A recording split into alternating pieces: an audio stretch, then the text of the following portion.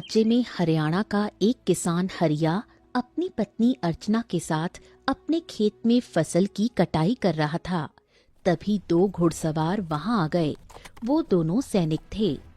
अरे ओ हरिया, ओए, फसल को काटना छोड़ दे। महाराज का आदेश नहीं सुना क्या? महाराज तंत्रा का आदेश है कि अब से इस राज्य की जमीन सब की सब उनकी है और उनके राज्य की जमीन और खेतों में उनके ही आदेश चलेंगे। ये सुनकर हरिया चौंक गया। ये तो अन्याय है भैया। ये जमीन मेरे पूर्वजों की है, उन्होंने खून पसीना बहाया है। मैं ये जमीन नहीं दे सकता। तभी वहाँ पर एक और घुड़सवार आ गया। वो कोई और नहीं बल्कि सोनपुर राज्य का सबसे अत्याचारी राजा तंत्रा था। महाराज, इसने अपनी जमीन देने से इनकार कर दिया। राजा तंत्रा गुस्से से दोनों सैनिकों की ओर देखने लगा। अच्छा, तो फिर तुम दोनों क्या कर रहे हो और तुम्हारी तलवारें क्यों नहीं चल रही? अपनी तलवारें निकालो और इसकी पत्नी की गर्दन अलग कर दो, ताकि इस राज्य के सभी लोगों को पता चल जाए कि जो हमारा आदेश नहीं मानता, हम उसका ये हाल करते हैं। ये सुनकर दोनों सैनिक चौंक गए और हिचकते हुए तलवार निकाल ली। ओ हरिया, अभी भी समय है, मान जा, चला जा यहाँ से। महाराज का आदेश सभी राज्य के किसानों ने माना है। क्यों अपनी जान खतरे में डाल रहा है? क्या ये जमीन तेरी जान से ज्यादा कीमती है क्या? हाँ, ये जमीन हमारी जान से भी ज्यादा कीमती है। दोनों सैनिक मन ना होते हुए भी तलवारों का वार उन दोनों पर कर बैठे। हरिया और अर्चना वहीं चीखते हुए दम तोड़कर गिर पड़े। राजा तंत्रा वैसी ही घमंडी नजर से उन्हें देखने लगा। इन दोनों की हत्या की खबर पूरे राज्य में फैलेगी, तब सभी लोग डर जाएंगे। फिर कोई भी हमारे आदेश की अवहेलना नहीं करेगा।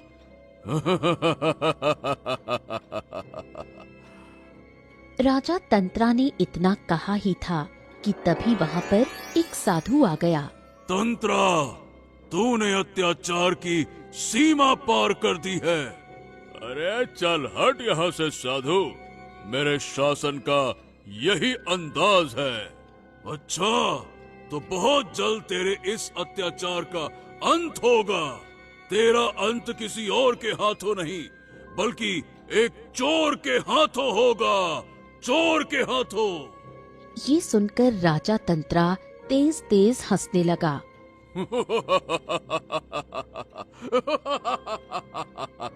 मेरा अंत?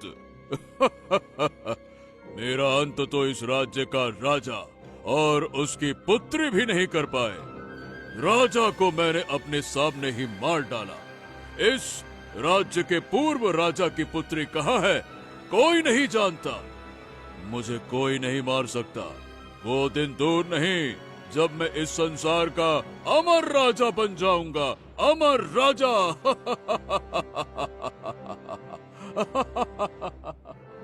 ये कहकर राजा तंत्रा घमंड भरे अंदाज में दोनों सैनिकों के साथ वहाँ से चला गया।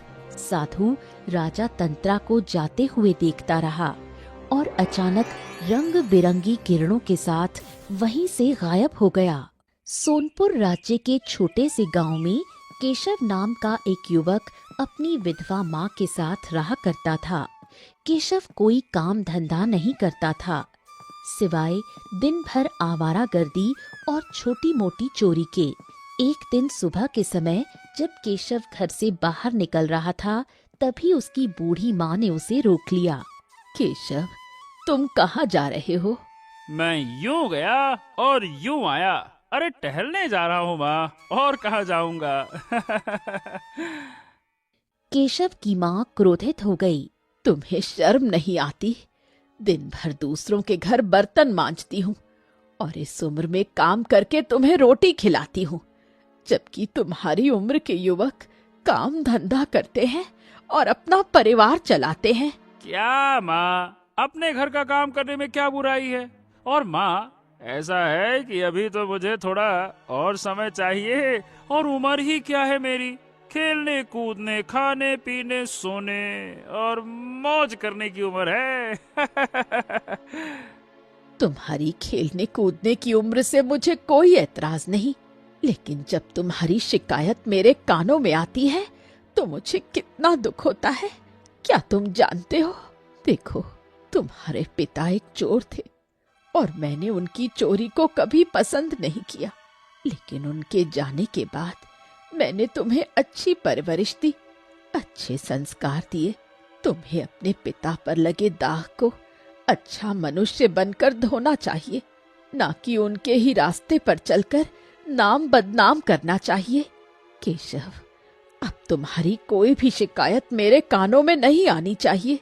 केशव ने अपनी माँ की बात एक कान से सुनी और दूसरे से निकाल दी और घर से बाहर चला गया।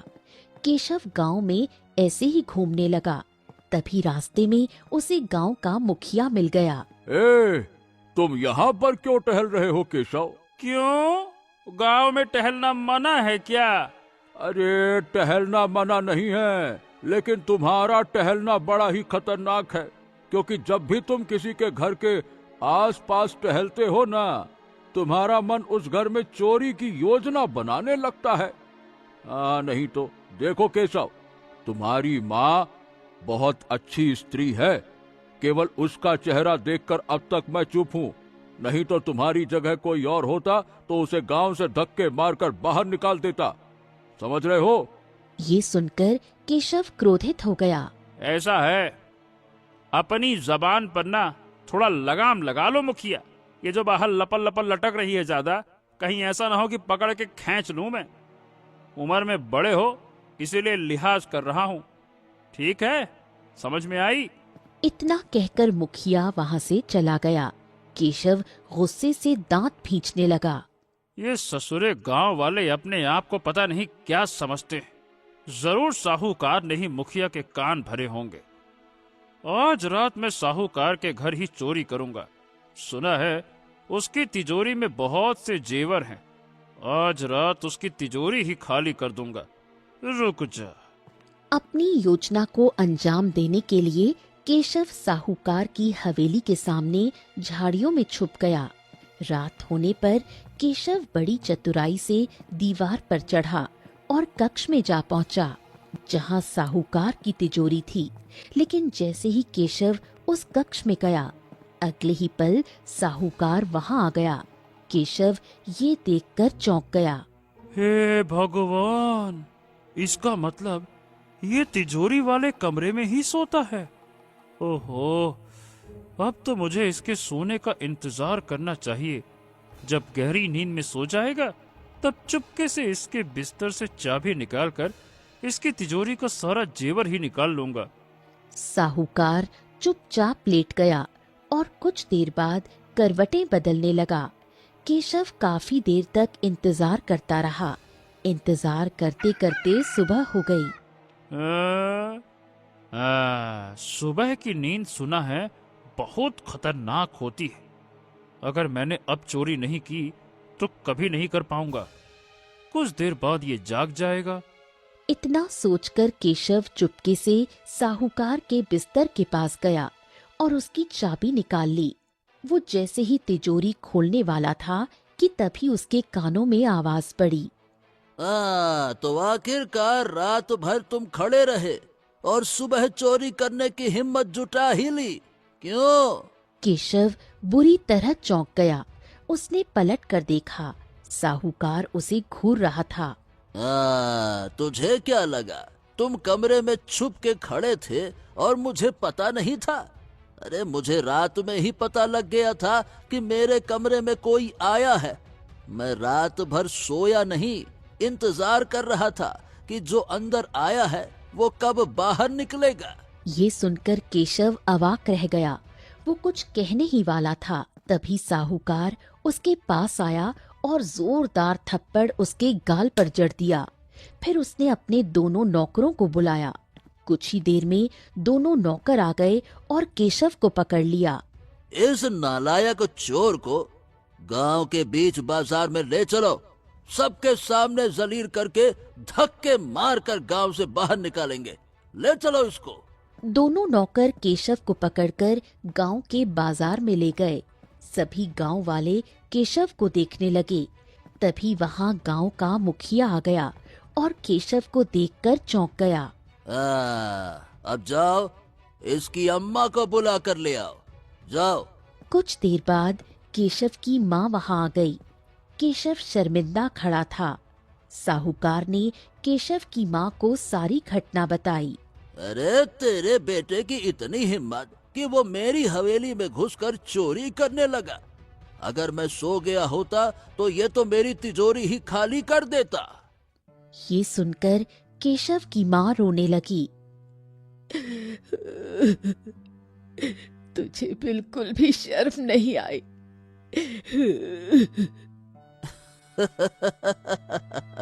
अरे कैसी शर्म! तुम भूल रही हो केशव की अम्मा कि तुम्हारा पति भी एक चोर था। तुम्हारा बेटा अगर उसके रास्ते पर चल रहा है तो कौन सा गलत काम कर रहा है, लेकिन जो गलती मैंने तुम्हारे पति के समय की थी वो गलती मैं अब नहीं करूंगा। आप कहना क्या चाहते हैं?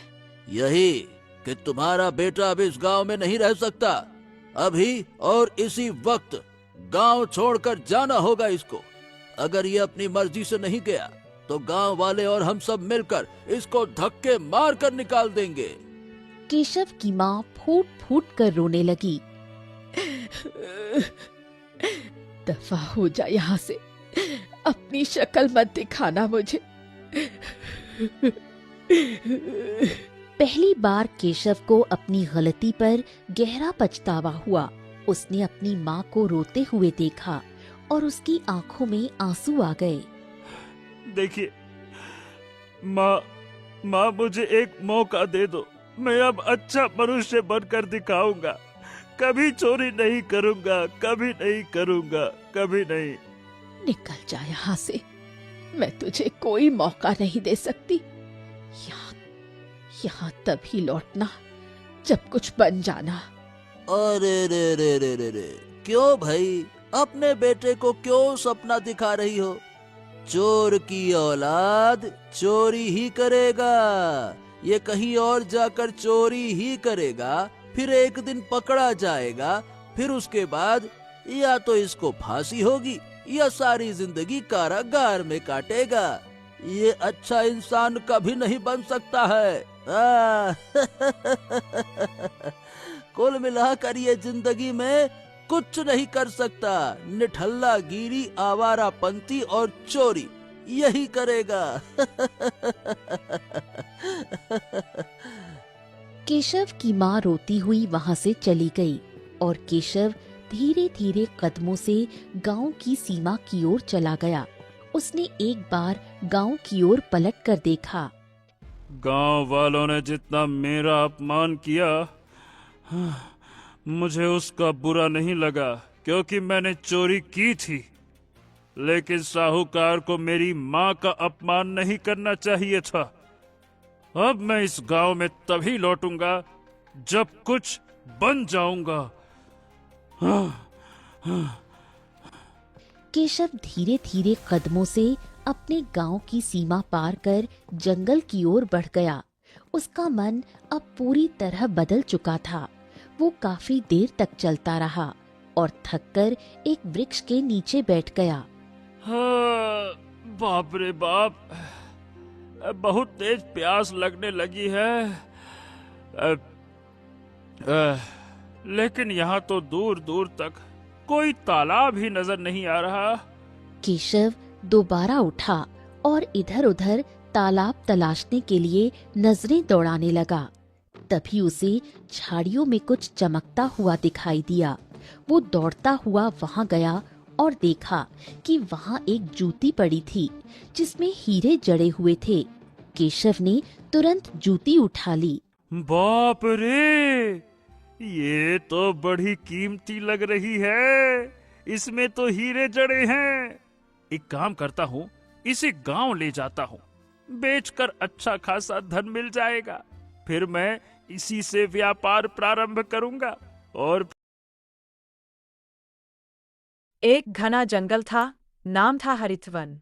इस जंगल में थे दो जीव, एक चालू भेड़िया और एक भोली मगर समझदार बकरी जिसका नाम था सुद्धि। क्या सुंदर सुबह है। पर सुबह का क्या फायदा अगर पेट खाली हो। चलो देखते हैं आज किसे मूर्ख बनाकर पेट भरूं। भेड़िया नाले की ओर बढ़ता है। वहां कौन है? अरे अरे, ये तो वही बकरी है, सुद्धि। भोली दिखती है पर पिछले महीने इसने मुझे मूर्ख बना दिया था।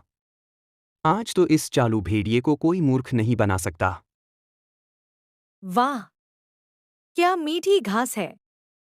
जंगल की ठंडी हवा, मीठा पानी और इतनी शांति। भगवान का दिया सब कुछ है। भेड़िया झाड़ी के पीछे से निकलता है और मुस्कुराकर कहता है, अरे अरे, नमस्ते सुद्धि बहन, कैसी हो? बहुत दिन बाद मिल रही हो। भेड़िया भाई, नमस्ते। आप यहाँ? हाँ, बस यूं ही टहलने निकला था। सोचा जरा तुमसे भी मुलाकात कर लूं। पिछले महीने तो तुमने मेरा अपमान कर दिया था, याद है? भेड़िया भाई, अपमान नहीं किया अरे वो था। सब पुरानी बातें हैं आप सुद्धि। तो मुझे खाने ही अब वाले मैं थे। सुधर गया हूं। मैंने बस अपनी जान अब मैं बचाई किसी थी। को नहीं खाता। हाँ, वही तो, बड़ी समझदार हो तुम। पर आज तो मैं तुम्हें खाने नहीं आया, बस दोस्ती का हाथ बढ़ाने आया हूं। दोस्ती? आपसे? मगर आप तो पूरे जंगल में चालू भेड़िया कहलाते हैं। अरे वो सब पुरानी बातें हैं सुद्धि। अब मैं सुधर गया हूं। अब मैं किसी को नहीं खाता। मन में सोचते हुए, लेकिन पेट की भूख कौन मिटाएगा? अगर आप सच में बदल गए हैं, तो अच्छी बात है। जंगल में सबको शांति चाहिए। बिल्कुल, और आज तो मैंने सोचा है कि हम दोनों मिलकर घास पानी ढूंढेंगे, बातें करेंगे और दिन मजे से बिताएंगे। वाह, अगर आप सच्चे हैं, तो मुझे कोई आपत्ति नहीं। चलिए, नाले के पास बहुत अच्छी घास है। दोनों साथ चल रहे हैं। भेड़िया बार बार सुद्धि को देखता है और सोचता है कि कब मौका मिले तो हमला करे। अगर मैं इसे सीधा पकड़ लूंगा तो ये फिर से कोई चाल चलेगी। नहीं, पहले भरोसा जीतना होगा। क्या सोच रहे हैं भेड़िया भाई? कुछ नहीं, बस यही कि कितना सुंदर मौसम है। हाँ, आज तो जंगल में जैसे जादू बिखरा हुआ है। लेकिन भेड़िया भाई, सच सच बताइए, क्या आप सच में बदल गए हैं? सुद्धि, तुमने मुझे क्या समझा है? मैं अब भेड़िया कम और संत ज्यादा हूं। मैंने मांस छोड़ दिया है, अब मैं सिर्फ फल फूल खाता हूं। भेड़िया और फल? ये तो बड़ी नई बात है। हाँ, अब मैं शाकाहारी भेड़िया कहलाता हूँ। दोनों हंसते हैं, मगर सुद्धि के दिमाग में शंका बनी रहती है। दोपहर का समय, सूरज तेज है। दोनों एक पेड़ के नीचे बैठते हैं। भेड़िया भाई, आप तो जंगल में बहुत घूमते हैं। बताइए, इस तरफ कोई खतरा तो नहीं? नहीं नहीं, सिवाय मेरे। फिर संभलते हुए, मतलब सिवाय उन जंगली कुत्तों के। सुना है वो हाल ही में इधर आए हैं। अरे, जंगली कुत्ते? वो तो बहुत खतरनाक होते हैं। चिंता मत करो, जब तक मैं हूं कोई तुम्हें छू भी नहीं सकता। वो मन ही मन सोचता है। पहले मैं ही तुझे खाऊंगा, फिर वो कुत्ते आएंगे। अचानक तेज हवा और बारिश शुरू हो जाती है। दोनों पेड़ के नीचे फंस जाते हैं। अरे बाप रे! ये तो जोर की बारिश आ गई। हाँ, लगता है ऊपर पहाड़ियों में बादल फट गया है। चलो पास में जो गुफा है, वहां चलें। वाह, क्या बात कही। गुफा, बिल्कुल सही जगह। भेड़िया की चाल अब तेज हो रही थी। उसे लगा गुफा में जाकर वो सुद्धि को आसानी से खा सकता है। मगर सुद्धि के दिमाग में भी कुछ चल रहा था। वे दोनों गुफा में प्रवेश करते हैं। यहाँ तो अंधेरा है भेड़िया भाई, डर लग रहा है। अरे डरो मत, मैं हूं ना, मैं तुम्हारे आगे चलूंगा। दोनों गुफा में अंदर जाते हैं। अचानक कहीं से उल्लू की आवाज आती है। कौन आया है मेरी गुफा में? अरे, ये आवाज किसकी? शायद कोई भूत है। चलो जल्दी बाहर चलते हैं। दोनों भागकर बाहर आते हैं। हाँ, देखा, जो दूसरों को डराता है वो खुद डर गया। नहीं, मैं तो बस तुम्हारी रक्षा कर रहा था। भेड़िया भाई, आज का दिन बहुत अलग रहा, लेकिन मुझे लगता है आप कुछ छिपा रहे हैं। नहीं, मैं तो बस। देखिए, मैं आपकी दुश्मन नहीं हूं, लेकिन अगर आप चाल चलेंगे तो मैं भी चाल चलना जानती हूं। तुम क्या चाल चलोगी मुझसे, सुद्धी बकरी? जिसे हर बार खाया गया हो, वो सबसे पहले सोचना सीखती है। संध्या ढल चुकी थी। भेड़िया की चालें गहरी हो रही थीं, लेकिन सुद्धी का दिमाग भी अब तेजी से चल रहा था। आने वाला दिन इस जंगल में कुछ नया मोड़ लेकर आने वाला था। अगली सुबह जंगल के किनारे शुद्धि धीरे से बोलती है। हे प्रभु, आज मुझे बुद्धि और धैर्य देना। भेड़िया चालाक है, पर मैं भी अब भोली नहीं रहूंगी। वाह वाह सुद्धी बहन, आज तो तुम बहुत दार्शनिक मूड में लग रही हो। सूरज से बातें कर रही हो क्या? हाँ भेड़िया भाई, सूरज से बात करने से मन साफ रहता है। हाँ, बहुत खूब। वैसे आज मेरे पास एक शानदार योजना है। हम दोनों मिलकर जंगल के राजा शेर महाराज से मिलने चलें। शेर महाराज? मगर क्यों? क्योंकि आज शेर महाराज ने जंगल की दोस्ती सभा बुलाई है। सब जानवर वहां होंगे, और अगर हम दोनों साथ गए तो सबको पता चलेगा कि चालू भेड़िया अब सुधर गया है। यह अच्छा मौका है पता लगाने का कि ये सच में बदल गया या फिर कोई नई चाल है। ठीक है, चलिए, लेकिन पहले हम थोड़ा पानी पी लें। बिल्कुल, पास ही झरना है, वही चलते हैं। पानी के पास रंग बिरंगे पक्षी बैठे हैं। सुद्धी झुककर पानी पीती है। भेड़िया आंखें तरेरता हुआ देखता है। बस एक बार अकेली रह जाए तो काम आसान हो जाएगा।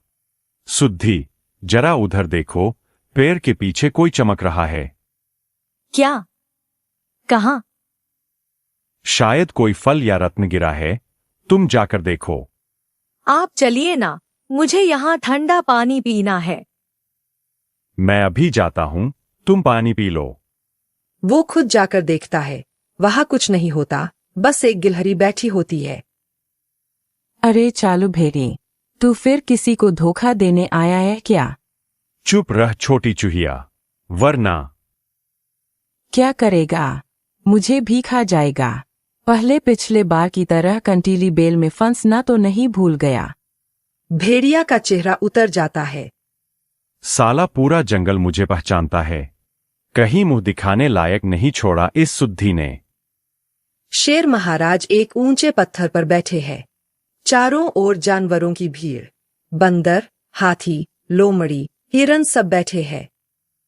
जंगल में शांति बनी रहे, यही मेरी इच्छा है।